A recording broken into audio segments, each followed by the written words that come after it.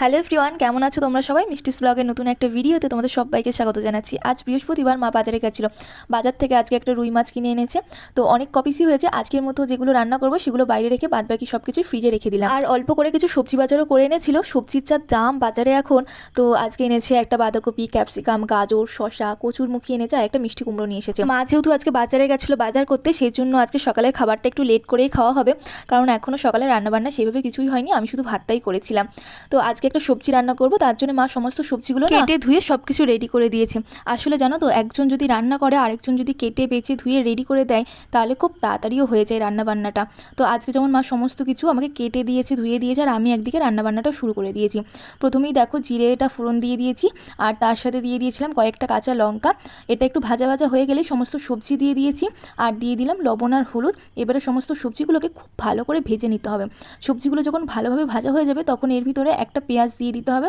পেঁয়াজগুলোকে খুব বেশি পাতলাও করা যাবে না, আবার বেশি মোটাও করা যাবে না। পেঁয়াজটা দিয়ে খুব বেশি ভাজার দরকার নেই। পেঁয়াজটা যে নরম হবে তখন এর ভিতরে গরম জল দিয়ে দিতে হবে। আর আমি এর ভিতরে দিয়ে দিয়েছিলাম 2 চামচ মতো জিরের গুঁড়ো। এবারে দিয়ে দিলাম বড়িগুলো।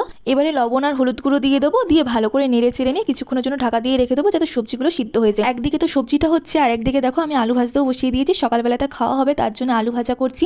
আর এদিকে দেখো সবজিটা প্রায় হয়ে গেছে। সবজিটা না আর বেশি ফোটাবো না, কারণ একটু রসা রসা থাকবে।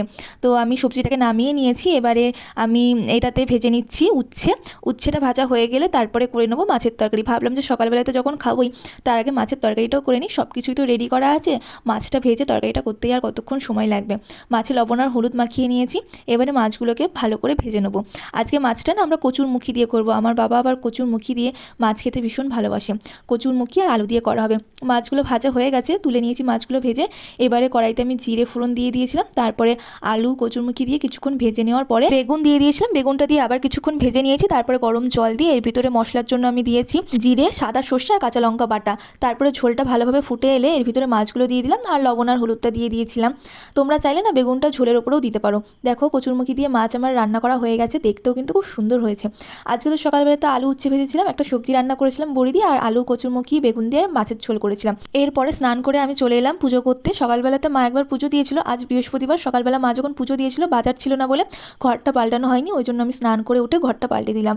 তো ঘরটা আমার সাজানো হয়ে গেছে, আর এদিকে আমি ঠাকুরের ভোগটাও সাজিয়ে নিয়েছি। আজকে আমি দিয়েছি লাড্ডু, শসা, কলা আর অল্প করে আতপ চাল। প্রত্যেক বৃহস্পতিবারে আমরা অল্প করে আতপ চাল দিই। আজ বৃহস্পতিবারের পুজোটাও আমার হয়ে গিয়েছে, আর আজকে ব্লগটাও আমি এখানেই শেষ করছি। ভালো লাগলে অবশ্যই লাইক, কমেন্ট আর শেয়ার করে দিও।